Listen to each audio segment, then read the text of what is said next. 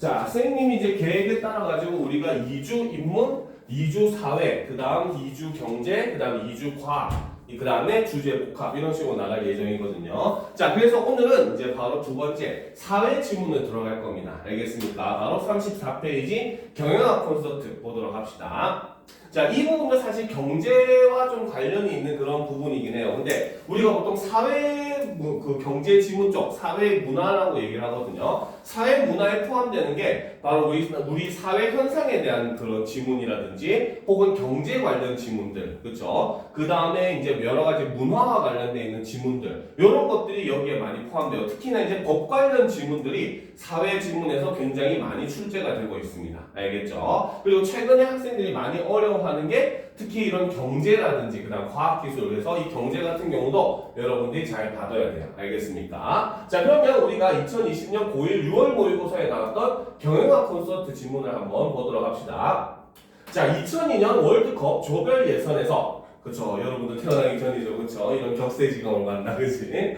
저 쌤님 군대 있을 때였는데, 자, 2002년 월드컵 조별 예선에서 우리나라가 폴란드를 이기고 사상 처음 1승을 거두자 비더 레즈라고 새겨진 티셔츠 수집 수요가 폭발했다. 하지만 실제 월드컵 기간 동안 불티나게 팔린 티셔츠로 수익을 본 업체는 모조품을 판매하는 업체와 이를 제조하는 업체였다. 오히려 정품을 생산해 대리점에서 판매하는 스포츠 브랜드 업체는 수익을 내지 못했다. 실제로 많은 브랜드 업체들은 월드컵 이후 수요가 폭락해 팔지 못한 재고로 난처했다. 도대체 왜 이런 상황이 벌어졌을까라는 거죠. 자, 이 글의 특징은 바로 뭐다? 바로 이 첫 부분에서 바로 실제 사례를 제시를 해주는 그런 모습을 볼 수가 있습니다.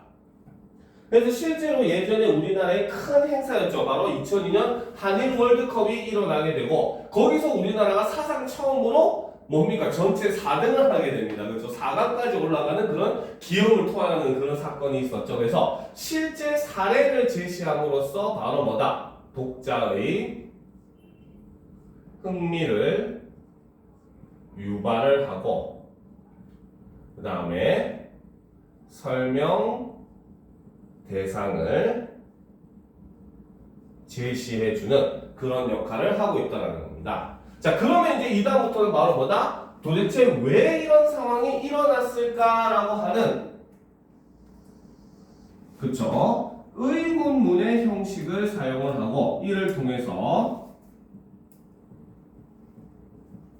이어질 내용을 제시해주는 이러한 방식을 취하고 있다. 어쨌든 우리가 인문지문, 뭐 철학지문을 하든 법지문을 하든 경제지문을 하든 과학지문을 하든 어쨌든 기본은 우리는 국어를 하고 있는 거기 때문에 글의 구조를 묻는 문제도 심심찮게 시험 문제에 많이 등장을 해요. 그래서 지문이 나오면 항상 첫 번째 문제가 글의 구조나 내용을 묻는 문제들이 많이 나오거든요. 알겠죠? 그래서 뭐 윗글에 대한 설명으로 옳은 것은 틀린 것은 해가지고 이 글은 뭐다 이렇게 뭐 실제 사례를 제시하고 거기에 의문문의 형식을 통해 뒤에 이어질 내용을 제시하고 있다. 혹은 본문에 이어질 내용을 제시하고 있다. 이러면 맞는 설명이 된다는 거죠. 그렇죠? 자, 그럼 이제 본격적으로 보도록 합시다.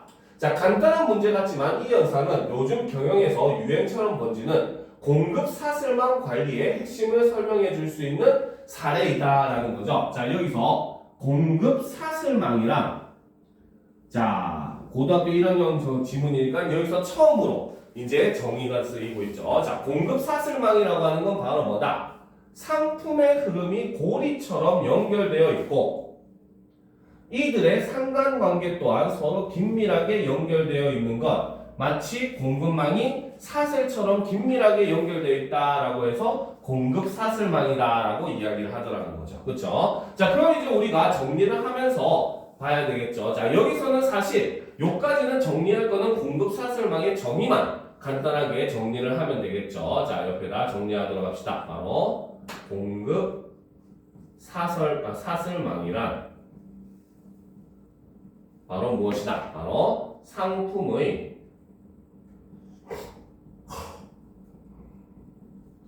흐름이 고리처럼 연결되어 있고, 그렇죠? 이들의 상관관계도 서로 긴밀하게 연결되어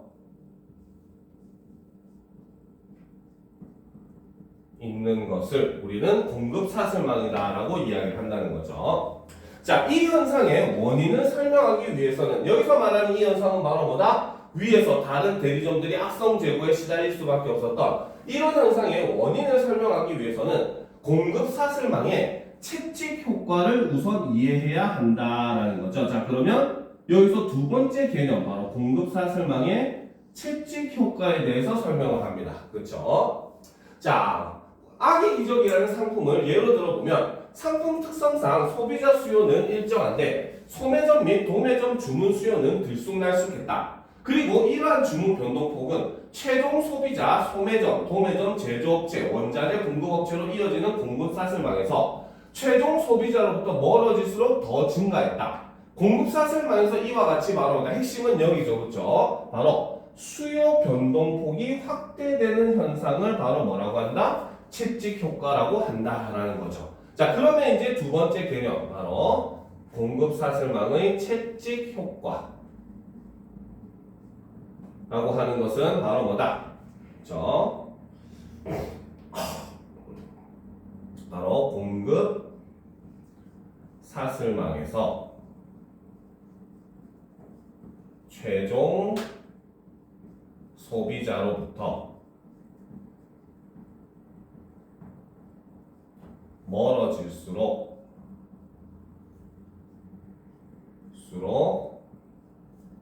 수요 변동폭이 확대되는 현상을 이렇게 채찍 효과다라고 볼 수 있다는 거죠. 알겠습니까?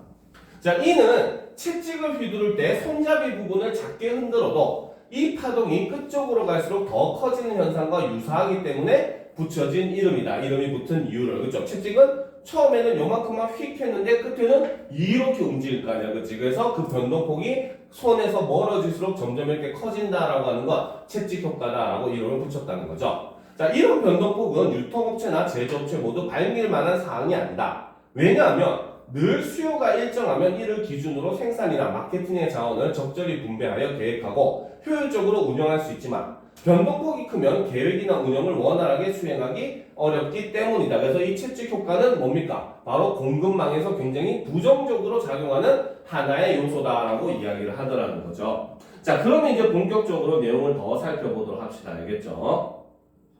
자, 그렇다면 이런 채찍 효과가 생기는 이유는 무엇일까? 자, 그러면 여기서 이 글은 지금 계속해서 바로 뭐다? 질문의 형식을 통해서 뭡니까? 이어질 내용을 제시를 해주고 있죠. 바로 이런 채찍 효과가 생기는 이유는 무엇일까? 라고 얘기를 하면서 바로 채찍 효과의 원인에 대해서 설명을 하겠다라는 겁니다.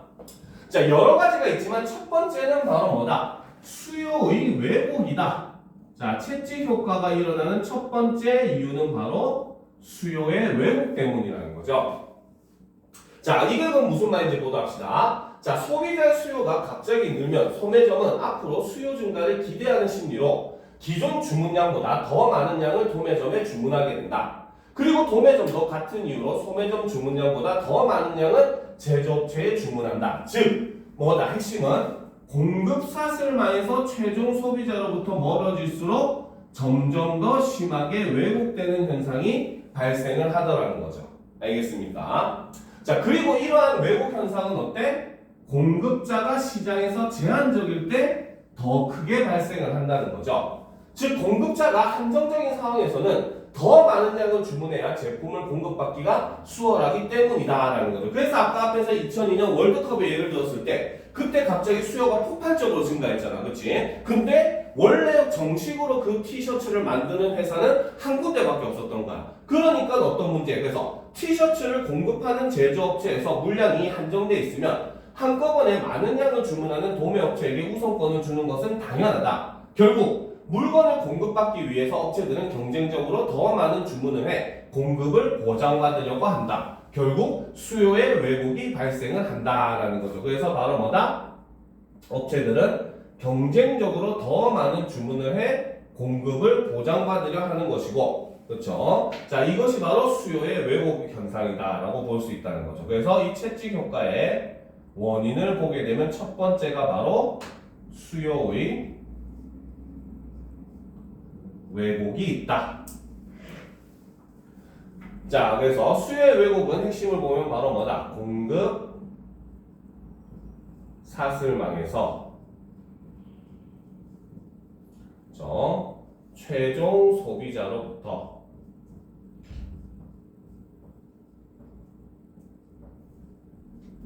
더 멀어질수록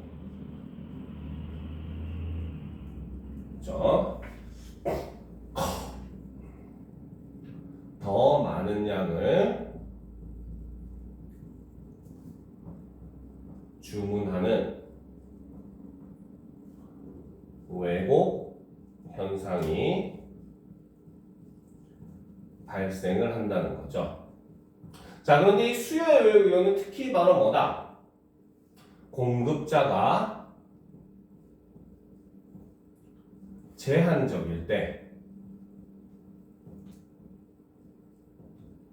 더 크게 발생을 한다는 거죠. 자, 바로 그 이유는 바로 뭐다? 자, 물건을 공급받기 위해 경쟁적으로 더 많은 주문을 해 공급을 보장받으려 한다는 겁니다. 그러니까 인기 있는 상품인데 그 상품이 몇 군데에서 생산을 안 해. 그러면은 뭡니까? 우선적으로 자기들이 그 공급을 보장받기 위해서 실제보다 더 많은 양을 주문을 하게 되고, 그렇죠? 그러면은 이것이 눈덩이처럼 불어난다는 거야. 알겠습니까? 그러면서 이렇게 수요의 왜곡이 발생을 하게 된다는 거죠. 자, 채찍 효과가 일어나는 두 번째 이유는, 그렇죠? 공급 사슬망에서 최종 소비자로부터 멀어질수록 대량 주문 방식을 요하기 때문이다. 자, 두 번째는 바로 뭐다? 대량 주문 방식이라는 거죠. 자, 봅시다. 예를 들면 소비자는 소매점에서 물건을 한두 개 단위로 구입하지만 소매점은 도매상에서 물건을 박스 단위로 주문한다.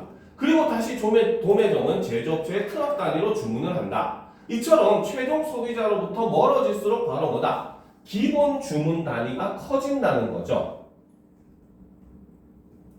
자, 그런데 이렇게 주문 단위가 커질수록 재고량이 증가하게 되고 재고량 증가는 변화에 민첩하게 대응하지 못하게 하는 원인이 된다. 그래서 단점은 바로 뭐다? 주문 단위가 커질수록 재고량은 증가할 수밖에 없고, 자, 그러면 재고량 증가는 변화에 민첩하게 대응하지 못하는 원인이 된다는 거죠. 알겠습니까? 자, 이거를 한 번에 이제 선생님이 세 번째까지 다 보고 나서 확실하게 이제 제대로 이해할 수 있도록 설명을 해줄게요. 그러니까 실제로는 요 세 가지 원인이 다 복잡하게 작용을 하는 겁니다. 알겠죠? 자, 그래서 공급 사슬망의 수요의 왜곡 현상이 일어나는 두 번째 이유는 바로 뭐다? 대량 주문 방식 때문이라는 겁니다. 그렇죠? 자, 그래서 대량 주문 방식은 바로 최종 소비자로부터 멀어질수록, 그렇죠? 기본 주문 단위가 커진다는 거죠. 자, 그랬을 때 바로 뭐다? 주문 단위가 커질수록 재고량은 증가를 하게 되고, 그렇죠? 자, 그 다음에 재고량 증가는 변화에 민첩하게 대응하지 못하는 원인이 된다는 거죠.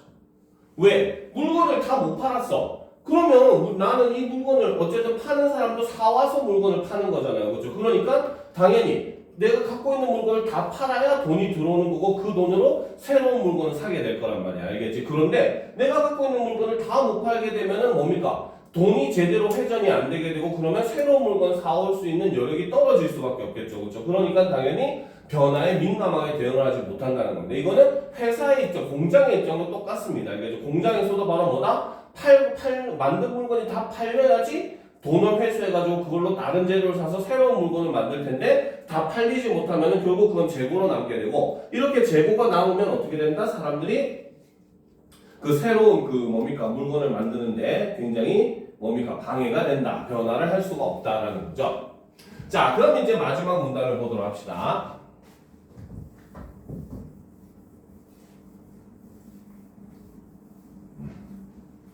자, 그렇죠. 자, 채찍 효과의 세 번째 원인은 주문 발주에서 도착까지 발주 시간에 의한 시차 때문이다라는 거죠. 자, 세 번째 원인은 바로 뭐다? 발주 실행 시간에 의한 시차라는 거죠. 자, 물건을 주문했다고 바로 물건이 도착하지 않는다. 주문을 처리하고 물류가 이동하는 시간이 있기 때문이다. 그런데 문제는 각 공급 사설망 주체의 발주 실행 시간이 저마다 다르다는 데 있다. 예를 들어 소매점이 도매점으로 물건을 주문했을 때 물건을 받기까지 걸리는 시간이 3, 4일 정도라면 도매점이 제조업체에서 주문을 했을 때 물건을 받기까지는 몇 주 정도가 걸릴 수도 있다. 즉 최종 소비자로부터 멀어질수록 어떻게 이런 물류 이동 시간이 증가를 하게 되더라는 거죠. 자, 그리고 이처럼 발주 실행 시간이 길어지면 주문량이 많아지고, 그렇죠? 그래서 발주 실행 시간이 길어지면 주문량이 증가를 하게 되고 이거는 역시 재고량 증가로 이어질 수가 있다라는 거죠. 세 번째는 바로 발주 실행 시간에 의한 시차가 원인이라는 겁니다. 그렇죠? 자, 개념을 보면 바로 뭐다? 최종 소비자로부터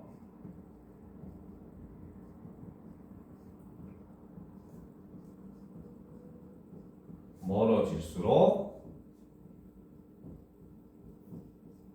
물류 이동 시간이 증가를 한다는 거죠. 자, 이때 발주 실행 시간이 증가하면 주문량도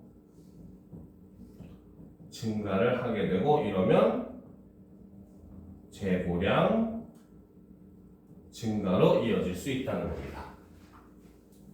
알겠습니까? 자, 그래서 이 세 가지를 사실 이 세 가지 원인이 굉장히 복합적으로 이제 뭡니까 발생을 하게 됩니다. 알겠습니까? 쉽게 예를 들어 보도록 합시다. 자, 여러분들이 티셔츠 장사를 하는데 알겠죠? 평소에는 어떤 A라고 하는 티셔츠가 10개가 팔리더라는 거야. 알겠습니까? 그리고 이제 이 박스는 한 박스에 이렇게 10개가 담겨 있는 이런 모습이 뭡니까? 이런 구성을 취하게 되죠. 알겠습니까? 그리고 도매점에서 이거는 이제 A는 소매점이지. 그러면 도매점에서 A한테 오는 데까지 걸리는 시간이 예를 들어서 일주일이라고 치도록 합시다. 알겠습니까? 그래서 A 소매점에서는 하루에 평소에 10개를 팔았어. 알겠죠? 그러면은 일주일 동안 팔기 위해서는 몇 박스를 주문해야 돼? 뭡니까? 도매점에 주문하면 일주일 뒤에나 물건이 오니까 일주일 동안 팔 물건이 있어야 되잖아. 그치? 그러니까 어떻게? 기본적으로 뭡니까? 일주일 동안 팔 7박스를 평소에 주문을 했더라는 거죠. 알겠습니까? 그런데 어느 날 갑자기 이 티셔츠가 일주일 동안 하루에 15개가 팔려버렸어요. 수요가 증가를 해버린 겁니다. 알겠습니까? 그러면 일주일에 15개가 팔렸으면 일주일로 치면 7을 곱하면 105개가 되잖아. 그치? 그러면 10개들이 박스로 주문을 해야 되니까 뭡니까? 소매점에서는 기본적으로 좀 넉넉하게 해가지고 원래는 11박스를 주문해야, 17박스가 아닌 평소에 11박스를 주문해야 되는데 조금 더 여유 있게 한다 해가지고 예를 들어서 한 12박스를 주문을 하게 되겠죠.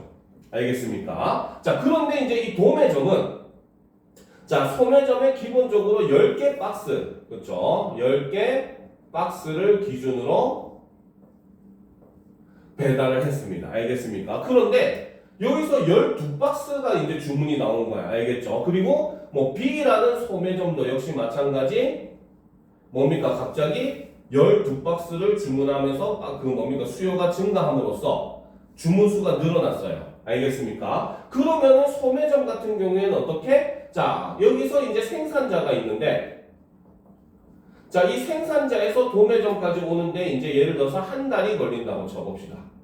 알겠습니까? 그러면은 도매점은 어떻게 해야 돼? 자, 일주일 동안 A라는 소매점에 10개의 박스를 주면은 한 달이면은 몇 개입니까? 총 300박스가 필요하겠죠.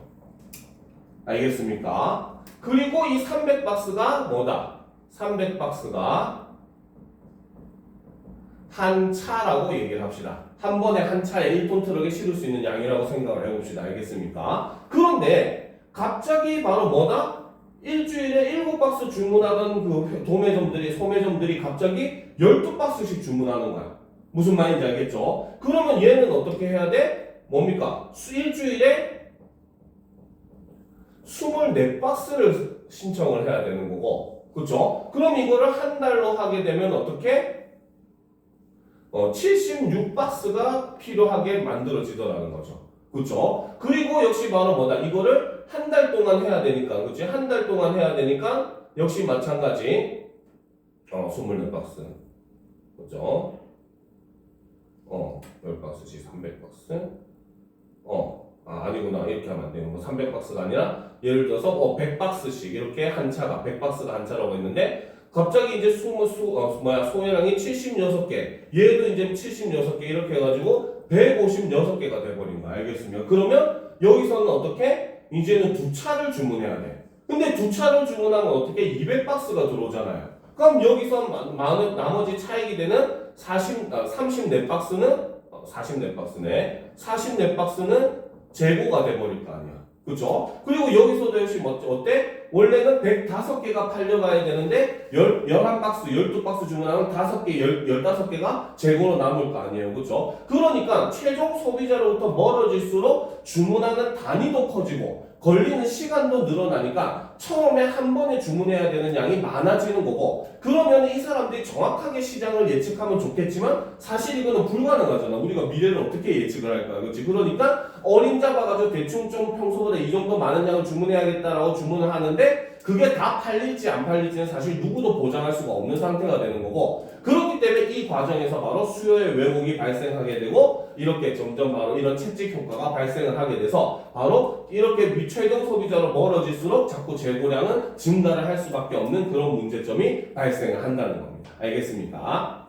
자, 공급사슬망에서 채찍 효과로 인해 발생하는 재고는 기업 입장에서는 큰 부담이 될 수 있다. 왜냐하면 재고를 쌓아둘 공간을 마련하거나 재고를 손상 없이 관리하는데 큰 비용이 들기 때문이다. 그러므로 공급사슬망에서 각 주체들 간의 수요와 공급 정보를 공유함으로써 불필요한 재고를 줄여야 한다 해서 이 재고 문제는 굉장히 안 좋은 거니까 줄일 수 있도록 노력해야 된다라는 거죠. 그래서 실제로 그 중국의 이제 그 쇼핑몰 중에 그렇죠? 그 회사 이름이 뭐였더라? 바이두인가? 어떤 회사가 있거든요. 그 회사가 중국에서 성공을 한 게 바로 뭐였냐면 AI를 이용해가지고 이제 뭡니까? 매출의 변화를 최대한 좀 정확하게 예측을 하는 바람에 처음에 이제 그걸 예측할 수 있었던 바람에 굉장히 이제 물건의 회전율이 빨라가지고 변화에 빠르게 적응을 할 수 있어가지고 성공을 거는 그 쇼핑몰이 있기는 했어요. 알겠죠? 근데 물론 물건의 질이나 이런 거는 당연히 좋지는 않았어요. 알겠지? 그래서 우리나라에서는 좀 망하고 있기는 한데 어쨌든 그런 그 회사들 같은 게 이렇게 최근에는 이렇게 AI를 이용해가지고 이런 공급사슬망의 채찍 효과를 줄이기 위해서 여러 가지 노력을 하고 있는 그런 모습을 우리가 볼 수 있다는 겁니다. 알겠습니다. 그래서 이런 것들은 공급사슬망에서 굉장히 안 좋은 역할을 한다라는 거 유념을 해둘 필요가 있습니다. 자, 그러면 이제 우리가 다음 글을 한번 보도록 합시다.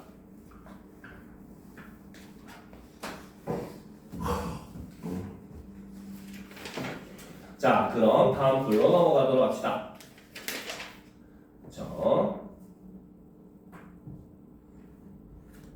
자, 바로 플랫폼의 미래 서브스크립션 보도록 합시다. 그렇죠? 이거는 최근은 아니고 한 10년 전부터 일어나고 있는 우리 사회 현상 모습 중에 하나, 새로운 경제 트렌드의 모습을 보여줄 수가 있어요. 알겠죠? 자, 직장인 A씨는 셔츠 정기 배송 서비스를 신청하여 일주일간 입을 셔츠를 제공받고 입었던 셔츠는 반납한다. A씨는 셔츠를 직접 사러 가거나 세탁할 필요가 없어져 시간을 절약할 수 있게 되었다.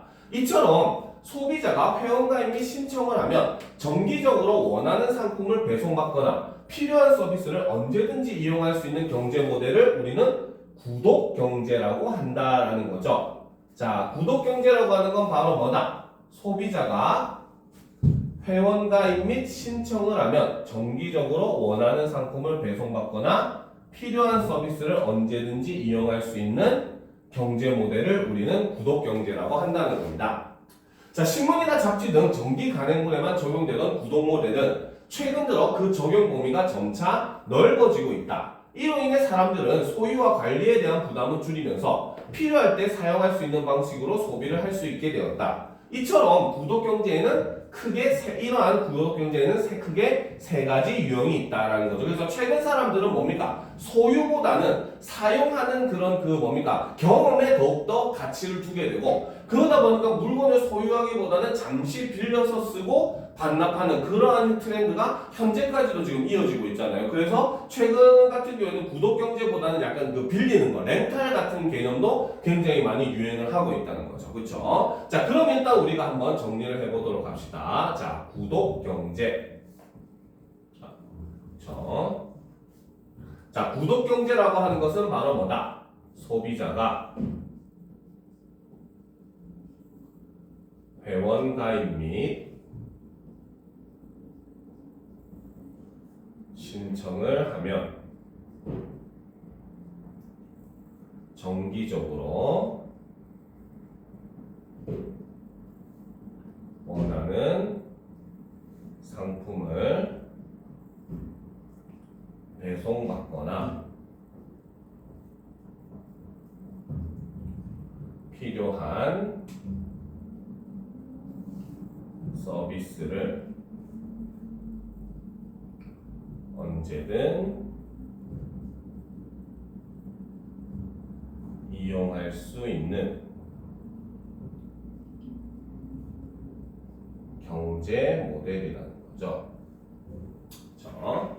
자, 그래서 이제 여기서 구독경제의 크게 세 가지 유형, 구독이요. 못하네요. 자, 보도록 합시다. 세 가지 유형이 있다. 첫 번째는, 그렇죠. 첫 번째 유형은 정기 배송 모델인데, 그렇죠. 자, 월 사용료를 지불하면 칫솔, 치품 등의 생필품을 지정 주소로 정기 배송해 주는 것을 이야기를 한다라는 거죠. 그래서 구독경제의 첫 번째는 바로 뭐다? 정기 배송 모델.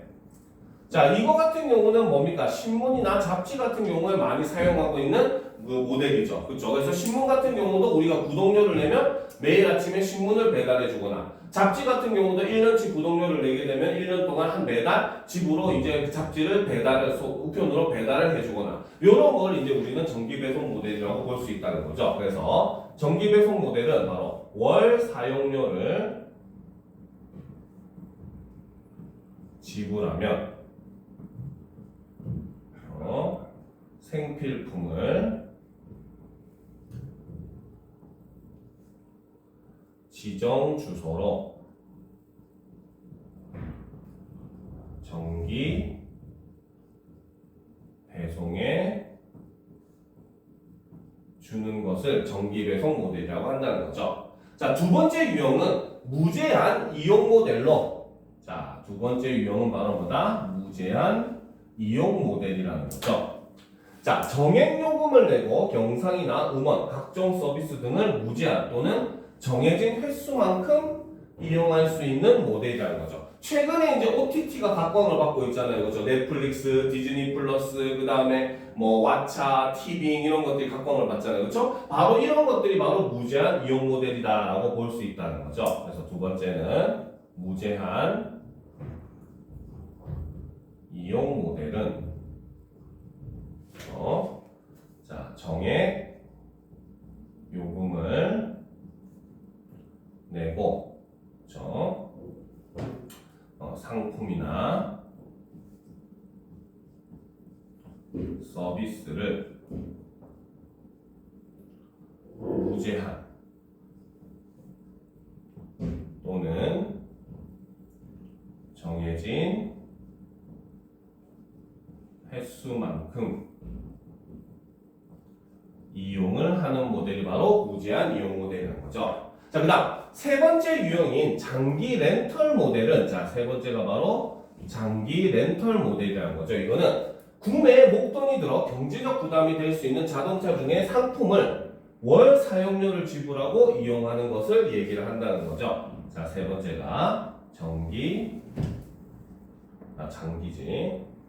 장기 렌털 모델. 그래서 이거는 상품을 월 사용료를 지불하고 이용을 하는 거죠. 가장 대표적으로 여러분들 집에서도 아마 많이 쓰겠지만 정수기 같은 것들, 그렇죠? 실제로 요즘은 정수기뿐만 아니라 뭐 에어컨도 마찬가지고 세탁기, 냉장고 이런 것도 장기 렌탈 모델을 이용하는 사람들이 많아요. 알겠죠? 비데 같은 것도 그렇죠? 특히나 정수기 같은 경우가 장기 렌탈 모델로 인기가 있는 이유 중에 하나가 바로 뭐냐면 내가 정수기를 아예 돈 주고 구입할 수는 있어요. 부모님들도 그렇죠? 할 수는 있지만 그러지 않는 이유가 내가 돈을 주고 아예 구입을 해버리면 이 다음부터 관리는 내 몫이야.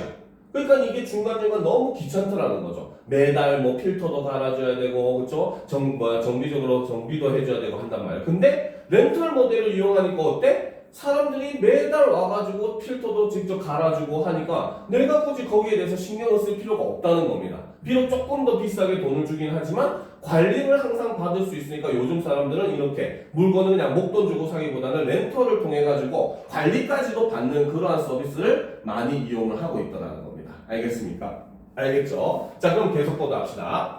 자, 최근 들어 구독경제가 빠르게 확산되고 있는데 그 이유는 무엇일까? 자, 이글도 역시 마찬가지 의문문의 형식을 통해서 뒤에 이어지는 내용을 제시를 하고 있죠. 바로 구독경제 확산의 원인에 대해서 제시를 한다는 거죠.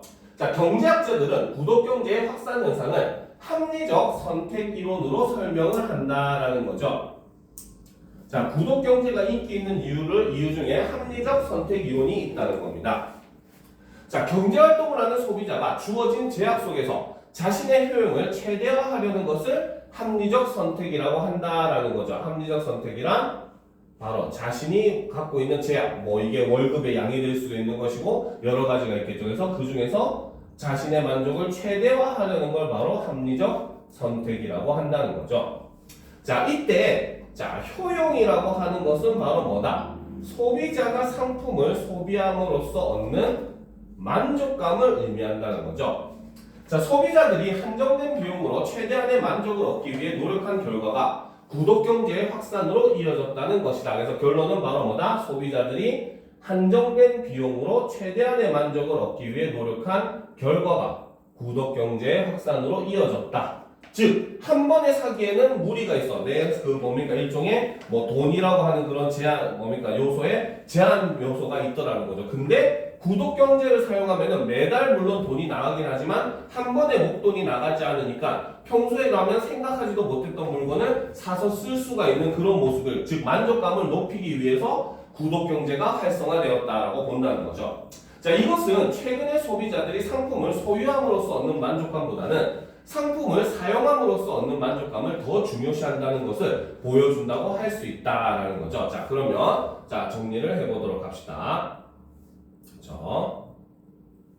자, 구독경제 확산의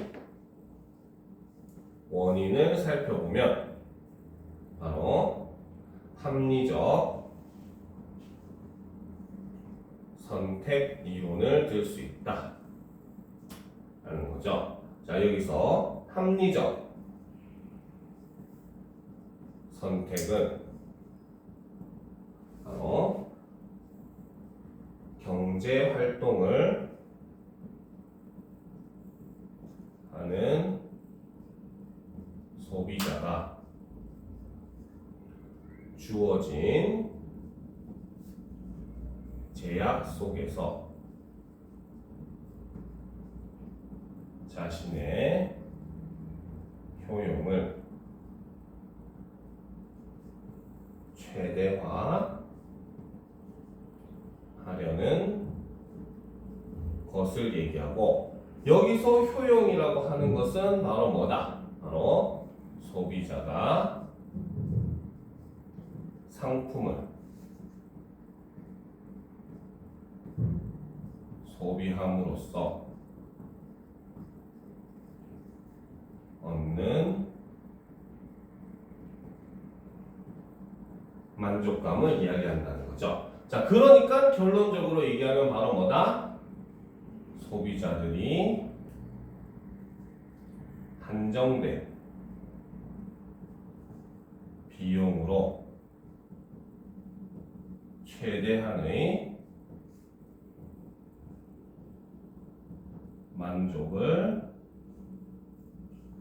얻기 위해 노력한 결과가 바로 이 구독경제라는 거죠. 거기에 플러스 바로 뭐다? 최근 소비자들의 특성이 변화를 한 것도 한 몫을 하는 거죠. 즉 뭡니까? 소유보다